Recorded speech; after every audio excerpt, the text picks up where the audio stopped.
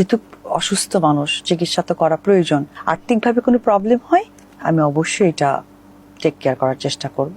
নিজের খরচে বুবলির মাথার চিকিৎসা করাতে চান অপু বিশ্বাস। এবার সরাসরি বুবলিকে পাগল ছাগল বলে ধোলাই করে একই বলছে অপু বিশ্বাস।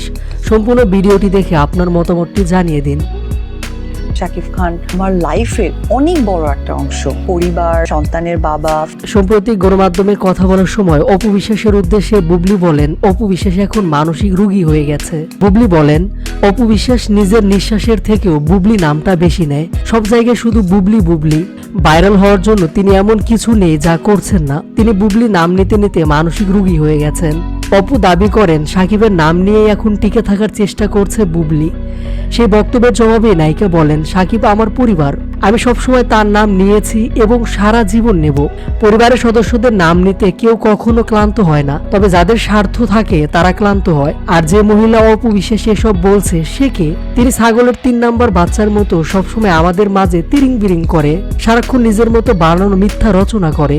বুবলি বলেন, হাস্যকর হচ্ছে তিনি তার নিঃশ্বাসের থেকেও বুবলি নামটা বেশি নেন। সব জায়গায় শুধু বুবলি বুবলি। ভাইরাল হওয়ার জন্য এমন কিছু নেই তিনি যা করছেন না। এদিকে এবার অবশেষে বুবলির এসব কথার জবাব দিতে গিয়ে উল্টো বুবলিকেই মানসিক রোগী বলেছে অপু বিশ্বাস। শুধু তাই নয়, বুবলির মাথায় সমস্যা আছে, চিকিৎসা করানো দরকার। আর চিকিৎসা করাতে টাকা পয়সা না থাকলে অপু বিশ্বাস নিজে দিতে চান।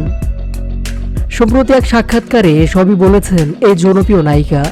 মূলত অপু বিশ্বাস বুবলির উদ্দেশ্যে বলেন, এবার একটু সাকিবকে বাঁচতে দিন। সাকিব আমার জীবনের বড় একটি অংশ, পরিবার, সন্তানের বাবা, ফিল্ম ক্যারিয়ার, আমার অভিভাবক, সবকিছু। তাকে এবার একটু শান্তিতে বাঁচতে দিক, কাজ করতে দিক, এটুকুই চাওয়া। যেহেতু বুবলি অসুস্থ মানুষ, চিকিৎসা করানো প্রয়োজন। চিকিৎসা করাতে যদি টাকা পয়সা প্রয়োজন লাগে আমি অবশ্যই দেব।